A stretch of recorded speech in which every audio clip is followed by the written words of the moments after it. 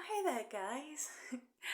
Well, I thought I would show you my awesome freshly dyed blue hair that I dyed late last night.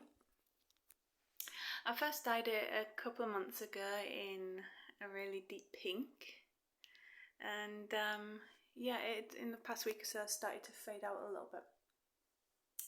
So I thought now was a great time to try a different colour.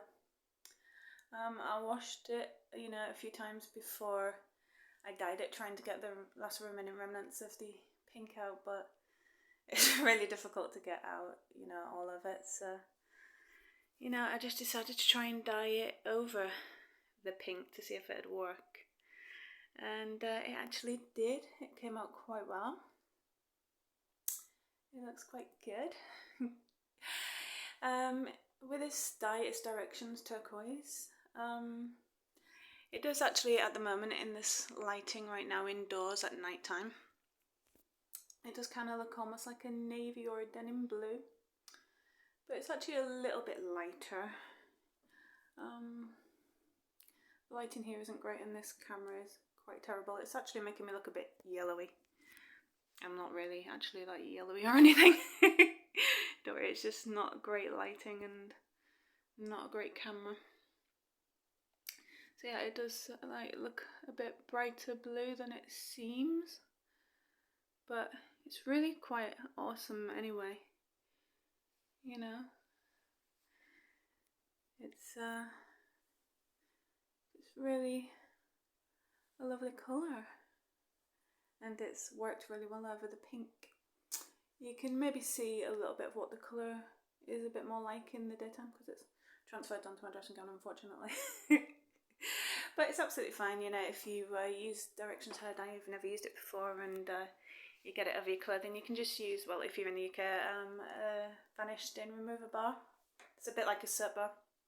You just wet it and rub it over the stain and stick the item of clothing into the wash, and yeah, the stains generally come out quite well. Sometimes you have to wash an item once or twice or so, but it does come out. And yeah, it's absolutely fine. It's not a problem. So if you've never used it before and you do try to use Directions hair dye, yeah, don't freak out about transfer. It's not going to permanently ruin your clothing or anything, and yeah, it's not actually either going to stain your skin permanently. It may feel like it.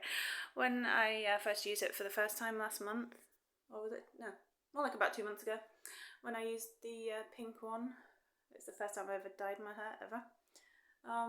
Yeah, it was quite a shocking experience. I ended up with a lot of pink dye everywhere, all over my face, all over my body, all over the bath.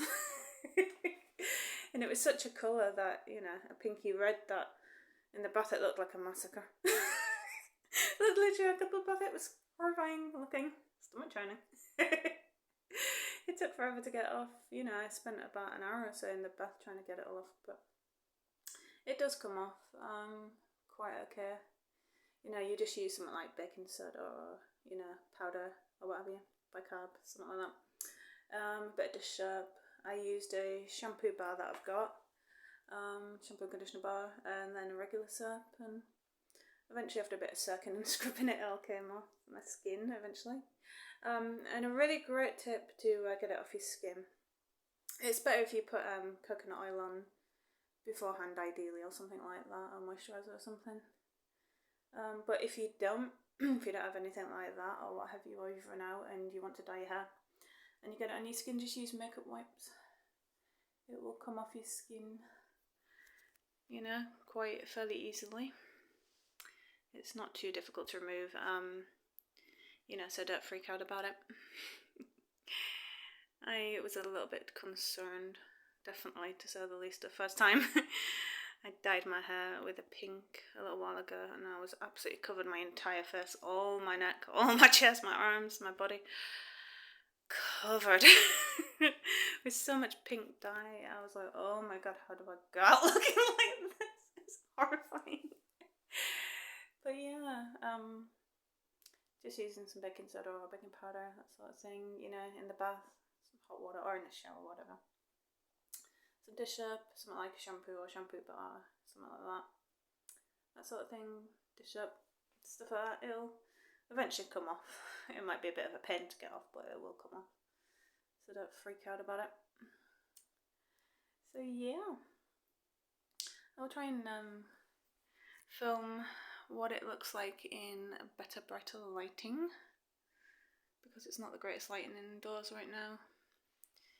It's a bit terrible, the lighting in here, and this camera isn't the greatest. I mean, I can't adjust the colour to make it look better on my phone. It's a really terrible phone. I thought my other one was bad, but this new one is worse. My old phone got cracked screen, and yeah, it started to play up a little bit before that anyway. But yeah, this one's even worse. The camera is terrible. It's a more expensive and more newer model of the other one that I had, but it's 1,000 times worse. So it's making me look quite yellowy. Which is not very attractive, but believe me, I'm not actually a yellowing person.